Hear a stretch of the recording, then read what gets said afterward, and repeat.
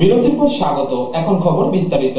Khowai boys দ্বাদশ বিদ্যালয় মাঠে এক প্রকাশ্য সমাবেশের মধ্য দিয়ে শুরু হলো ত্রিপুরা গণমুক্তি পরিষদের 3 দিন ব্যাপী 20তম কেন্দ্রীয় সম্মেলন।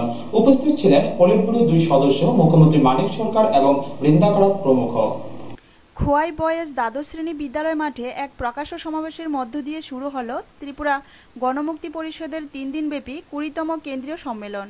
প্রকাশ্য সমাবেশে উপস্থিত ছিলেন সিপিএম পলিট ব্যুরোর সদস্য মুখ্যমন্ত্রী মানিক সরকার, পলিট ব্যুরোর সদস্যা বৃন্দা কারাত, উপজাতি কল্যাণমন্ত্রী অঘুর দেববর্মা, বনমন্ত্রী জিতেন্দ্র চৌধুরী, বিধানসভার মুখ্য সচেতক সমীর দেব সরকার, বিধায়ক পদ্মকুমার দেববর্মা, গণমুক্তি পরিষদের রাজ্য সভাপতি সাংসদ বাজুবন রিয়াং সহ অন্যান্য নেতৃত্বরা।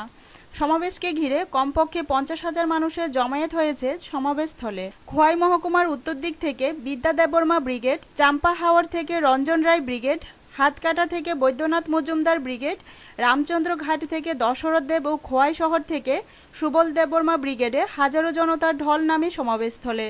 সবাই মুখ্যমন্ত্রী মানিক সরকার বলেন, গণমুক্তি পরিষদ যদি রাজন্য শাসিত ত্রিপুরায় আন্দোলনের সূত্রপাত না করতে পারত, আজকের ত্রিপুরার ইতিহাস হয়তো অন্যভাবে লেখা হতো। এই সংগঠন রাজন্য শাসনের বিরুদ্ধে লড়াই করেছে। আপনারা নিরঞ্জন দেববর্মার বক্তব্য শুনেছেন। জনশিক্ষা সমিতি শিক্ষার গণতান্ত্রিক প্রসারের জন্য তারা প্রথম আন্দোলনের সূত্রপাত করে। রাজার পছন্দ হয়নি, রাজা বুঝতে পেরেছিলেন। পলিট ব্যুরোর সদস্যা বৃন্দা কারাত বলেন, কোন রাস্তায় আগে বারবার উদাহরণ হিসাবে আমরা কমরেড দশরথ देव श्रद्धा जानाए। उनकी जो संग्रामी विरासत है, वो विरासत आज इस प्रकार जिंदा है कि आज भी वो त्रिपुरा पूरे देश के लिए आदिवासियों की विकास, आदिवासियों की अधिकार की लड़ाई में सबसे आगे है। और इसलिए उस अवसर पर भी मैं आप सबको सलाम करती हूँ। যখন আমরা দেখি कि आज की আমাদের আদিবাসী মেয়েদের, বোনেদের, মাদের কি অবস্থা আছে, আর আমরা দেখছি কিভাবে আদিবাসী মহিলারা সংগ্রামের ঝান্ডা নিয়ে এগোচ্ছে।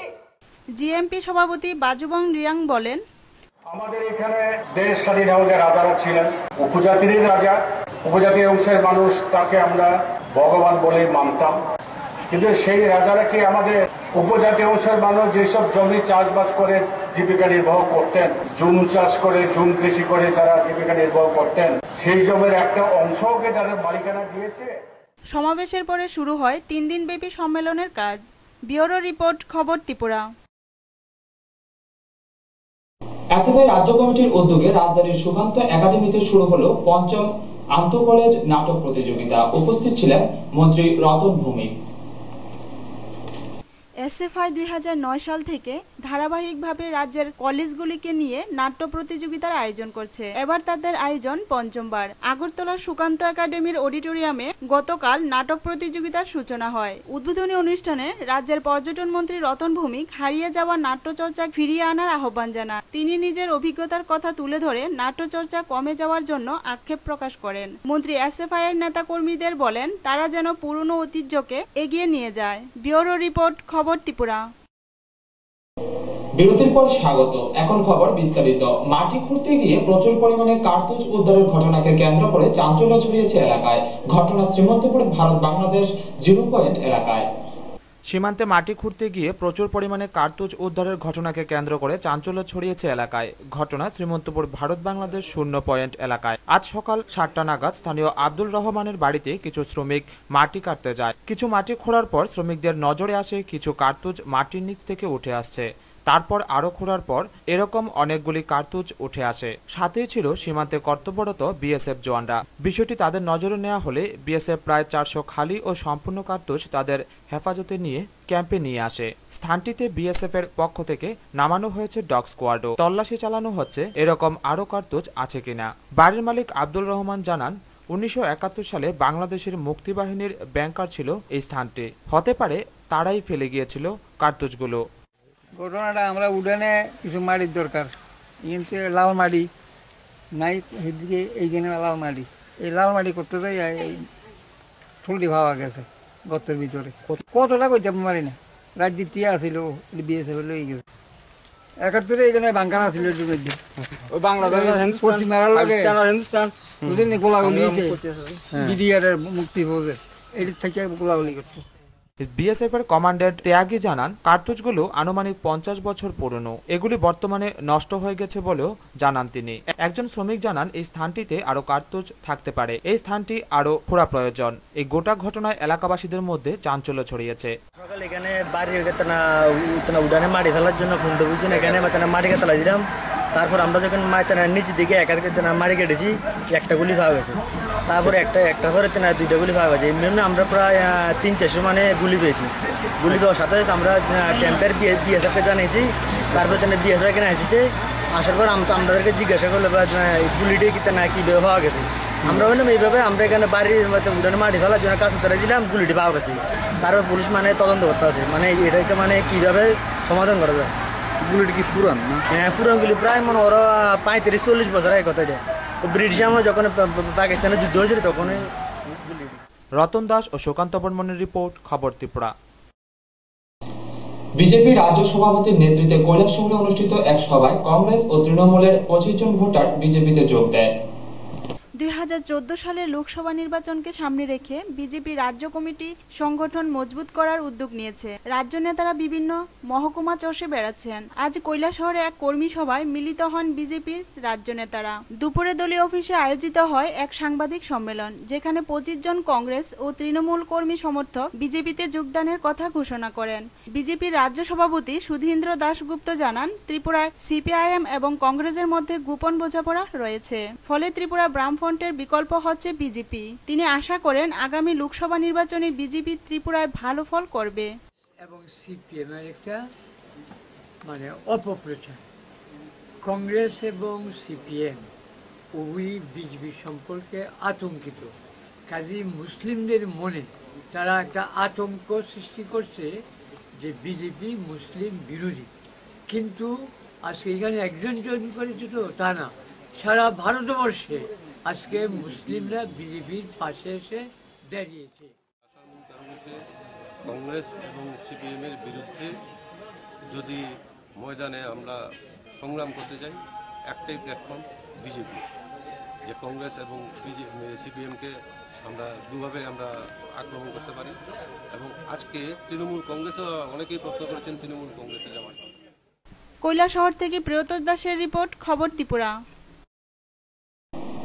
সোনামুড়া মহকুমা প্রশাসনের উদ্যোগে আয়োজিত এক অনুষ্ঠানের মধ্য দিয়ে তপশিলি ছাত্রছাত্রীদের মধ্যে ডক্টর বি.আর. আম্বেদকর পুরস্কার প্রদান করা হয় মেলাঘরে। উপস্থিত ছিলেন বিধায়ক শ্যামল চক্রবর্তী সহ অন্যান্যরা। মেলাঘর টাউন হলে আজ অনুষ্ঠিত হয় তপশিলি ছাত্রছাত্রীদের মধ্যে ডক্টর বি.আর. আম্বেদকর মেধাবৃত্তি প্রদান পুরস্কার। অনুষ্ঠানে উদ্বোধন করেন বিধায়ক শ্যামল চক্রবর্তী। অন্যান্যদের মধ্যে উপস্থিত ছিলেন সোনামুড়া মহকুমা শাসক শঙ্কর চক্রবর্তী, নলচর পঞ্চায়েত সমিতির চেয়ারম্যান সুরেশ দাস, মেলাঘর পঞ্চায়েত সমিতির চেয়ারম্যান অনিমা মল্ল বর্মন প্রমুখ। অনুষ্ঠানে বিধায়ক শ্যামল চক্রবর্তী আলোচনা করতে গিয়ে বলেন, তখন এই ধরনের স্কুল বাড়ি ছিল কিনা হচ্ছে ওই যে প্রথম কথাটা, সে শর্তটা হলো শিক্ষা। কাজেই এই রাজ্য সরকার তার যত টাকা আছে সেই টাকার সবচেয়ে বেশি টাকা খরচ করে শিক্ষা খাতে, সেটা প্রায় 22% উপরে। 100 টাকার মধ্যে প্রায় 23 টাকা রাজ্য সরকার শিক্ষা খাতে খরচ করে। আমার খেয়াল আছে, কেন পারবো না এটাকে আমাদের এগিয়ে নিয়ে যেতে? নিশ্চয়ই আমরা পারি। আর্থিক বিকাশ ঘটেছে আমাদের। অনুষ্ঠানে 69টি বিদ্যালয়ে 405 জন ছাত্রছাত্রীকে মানপত্র ও 400 থেকে 700 টাকা প্রদান করা হয়। অনুষ্ঠানে ছাত্রছাত্রীদের উপস্থিতি ছিল লক্ষণীয়। মেলাঘর থেকে তন্দ্রা লস্করের রিপোর্ট, খবর ত্রিপুরা। এক গাঁজা বিরোধী অভিযান চালিয়ে প্রচুর পরিমাণ গাঁজা গাছ ধ্বংস করল সোনামুড়া থানার পুলিশ। ঘটনা বাতাদোলা ও কমলনগর এলাকায়। এবার গাঁজা বিরোধী অভিযানে নামলো সোনামুড়া থানার পুলিশ। ধ্বংস করেছে প্রায় লক্ষাধিক টাকার গাঁজা গাছ।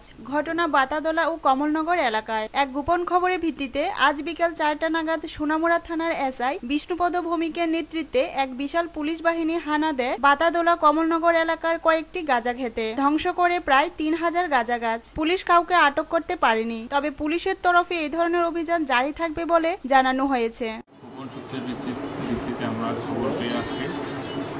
বাতাদোলা কমলনগর এরিয়াতে আমরা আজকে অপারেশন চালিয়েছি এবং 3000-এর উপরে গাঁজা গাছ, প্রায় 25 কেজি গাঁজা ক্ষেত্রে আমরা ধ্বংস করে দিয়েছি। স্যার এটা কি পুলিশই আছে, শুধু পুলিশ? এটা অনলি পুলিশই করেছে। স্যার আনুমানিক বাজার মূল্য কত হবে? আমার ধারণা 7-8 লক্ষ টাকা হবে। এমনি কি কারো আটক করা হয়েছে? না, কাউকে পাওয়া যায়নি। কয়টার সময় আনুমানিক? অনুমান 4:30 বা 5টার দিকে। ব্যুরো রিপোর্ট, খবর ত্রিপুরা। সামাজিক কল্যাণ কর্মসূচির অঙ্গ হিসাবে কৈলাসহর ভদ্রপল্লী স্কুলে একটি অ্যাকোয়া ফিল্টার প্রদান করল state bank of India Kailashahar শাখা। উপস্থিত ছিলেন ব্রাঞ্চ ম্যানেজার দীপক কুমার দাস সহ বিদ্যালয়ের শিক্ষক শিক্ষিকারা। সামাজিক কল্যাণ কর্মসূচির অঙ্গ হিসেবে আজ ভদ্রপল্লী স্কুলে একটি অ্যাকোয়া ফিল্টার দান করল স্টেট ব্যাংক অফ ইন্ডিয়ার কৈলাসহর শাখা। আজ 10:30 নাগাদ স্কুলে এক সংক্ষিপ্ত অনুষ্ঠানের আয়োজন করা হয়। ব্যাংকের কৈলাসহর শাখার ব্রাঞ্চ ম্যানেজার দীপক কুমার দাস জানান, 14 নভেম্বর শিশু দিবস উপলক্ষে স্টেট ব্যাংক অফ ইন্ডিয়া বিভিন্ন কর্মসূচি হাতে নিয়েছে। এর অঙ্গ হিসেবে আজ ভদ্রপল্লী স্কুলে একটি অ্যাকোয়া ফিল্টার দান করা হয়। পরবর্তী সময়ে কৈলাসহরের আরও একটি স্কুলে অনুরূপ ফিল্টার দেওয়া হবে। নমস্কার, state bank of India Kailashahar শাখা ভদ্রপল্লী উচ্চতর মাধ্যমিক বিদ্যালয়ে যে পানীয় জলের ব্যবস্থা করলেন, এতে আমি খুব আনন্দিত। আমাদের ছাত্রছাত্রীরা খুব উপকৃত হবে। এই অঞ্চলে পানীয় জলের একটু সমস্যা আছে, কিন্তু স্টেট ব্যাংকের ম্যানেজার উনি যে সহযোগিতা দেখালেন, এই বিদ্যালয়ের সমস্ত শিক্ষক শিক্ষিকা, বিদ্যালয়ের সমস্ত ছাত্রছাত্রী এই স্টেট ব্যাংকের উপরে ধন্যবাদ জানালে ওনাদেরকে ছোট করা হবে, গর্বিত থাকবে যে স্টেট ব্যাংকের জন্য আমরা এই জিনিসটা পেয়েছি। আশা করি ভবিষ্যতে এই ধরনের অনুষ্ঠান আমরা করব এবং ম্যানেজার এগিয়ে আসবেন আমাদের কাজের সাথে। হ্যাঁ, তো ওনাকে আবারও ধন্যবাদ জানাই। শুধু স্টেট ব্যাংকের ম্যানেজার না, আমাদের স্টেট ব্যাংকের যে কর্মীরা আছেন সবার প্রতি আমার সমান শ্রদ্ধা রইল যে ওনারা যে কাজ করলেন আজকের দিনে। আপনাদের মধ্যে আসতে পেরেছি। আমাদের স্টেট ব্যাংক কর্পোরেট সেন্টারের সোশ্যাল রেসপন্সিবিলিটি স্কিমের আওতায় ডাইরেক্ট অ্যাক্টিভিটি আমরা কিছু করে থাকি এবং এই বছর শিশু দিবস, যেটা আমরা 14 নভেম্বর পালন করে থাকি, সেই শিশু দিবস উপলক্ষে আমরা কিছু কর্মসূচি নিয়েছি যে আমরা প্রত্যেক ব্রাঞ্চ থেকে 2টা স্কুলকে পরিশুদ্ধ পানীয় জলের ব্যবস্থার জন্য একটা অ্যাকোয়া ওয়াটার পিউরিফায়ার দেওয়া হবে এবং সেই জন্য আমি আমাদের মাননীয় স্যারের সঙ্গে সেদিনকে অ্যাক্সিডেন্টলি পরিচয় হলো এবং ওনাকে আমি প্রপোজাল দিলাম, উনি সানন্দে অ্যাকসেপ্ট করেছেন এবং ওনার জন্য আমি ধন্যবাদ জানাচ্ছি। এবং কৈলাসহর থেকে প্রিয়তোষ দাসের রিপোর্ট, খবর ত্রিপুরা। ভারতের ছাত্র ফেডারেশন সুনামুড়া অঞ্চল কমিটির 15তম অঞ্চল সম্মেলন অনুষ্ঠিত হয়। এতে মোট 142 জন প্রতিনিধি অংশ নেয়। ভারতের ছাত্র ফেডারেশন সুনামুড়া অঞ্চল কমিটির 15তম অঞ্চল সম্মেলন অনুষ্ঠিত হয় ত্রিপুরা কর্মচারী সমন্বয় কমিটি এসবি রোড সুনামুড়া বিভাগীয় কমিটির হলঘরে। প্রথমে সম্মেলন শুরুর আগে হলের বাইরে অনুষ্ঠিত হয় শহীদ বেদিতে মাল্যদান এবং পুষ্পার্ঘ্য অর্পণ অনুষ্ঠান। শহীদদের উদ্দেশ্যে নীরবতাও পালন করা হয়। এরপর শুরু হয় হলের ভেতরের অনুষ্ঠান। এই সম্মেলনের উদ্বোধন করেন এসএফআই সুনামুড়া বিভাগীয় সম্পাদক সুকুমার নম। এছাড়াও উপস্থিত ছিলেন এসএফআই রাজ্য কমিটির সদস্য মনির হোসেন, প্রাক্তন ছাত্রনেতা ওহিদুর রহমান সহ অন্যান্যরা। সম্মেলনে অঞ্চলের 12টি ইউনিট থেকে মোট 142 জন প্রতিনিধি অংশ নেয়, যাদের মধ্যে থেকে নতুন কমিটিও গঠন করা হয়। আজকের এই সম্মেলন সম্পর্কে এসএফআই সুনামুড়া বিভাগীয় সম্পাদক সুকুমার নম জানান, প্রত্যেক 1 বছর অন্তর অন্তর আমাদের লোকাল সম্মেলন করতে হয়, 2 বছর অন্তর অন্তর আমাদের বিভাগীয় সম্মেলন করতে হয়। তো সম্মেলন হচ্ছে আমাদের সংগঠনের একটা মাইলফলক। আমাদের সংগঠন গত দিনে কী কী কাজকর্ম করতে পারলো, আমাদের যে লক্ষ্য সকলের জন্য শিক্ষা, সকলের জন্য কাজ, আমাদের যে অর্জিত অধিকার, এই অধিকারের লড়াইকে আমরা কতটুকু এগিয়ে নিয়ে যেতে পারলাম, তার জন্য আমাদের সম্মেলন হচ্ছে একটা সেই জায়গার মধ্যে সেখানে মূল্যায়ন করা হয়, আলোচনা করা হয়। সেই সম্মেলন হচ্ছে আমাদের একটা মাইলফলক এবং আমরা দেখছি এবছরও আমাদের গোটা বিভাগের সম্মেলন চলছে। প্রায় 6টির মতো অঞ্চল সম্মেলন হয়েছে। আজকে এখানে সুনামুড়া 15তম অঞ্চল সম্মেলন থেকে আমরা বুঝতে পারছি যে আমাদের সংগঠনটা অনেকটাই এগিয়ে। আমাদের সংগঠন আমাদের আমাদের অতিরিক্ত অধিকার লড়াইয়ে আরও বেশি মজবুত হচ্ছে এবং আমরা আগামী দিনেও আমাদের সকলের জন্য শিক্ষার জন্য কাজ এবং আমাদের কেন্দ্রীয় সরকার যে শিক্ষাবিরোধী নীতি, শিক্ষা বাণিজ্যিকরণ, বেসরকারীকরণ এর বিরুদ্ধে আমাদের লড়াই আগামী দিনে আরও জোরদার লড়াই চলবে, সেই প্রত্যাশাটা। টুটন চৌধুরীর রিপোর্ট, খবর ত্রিপুরা।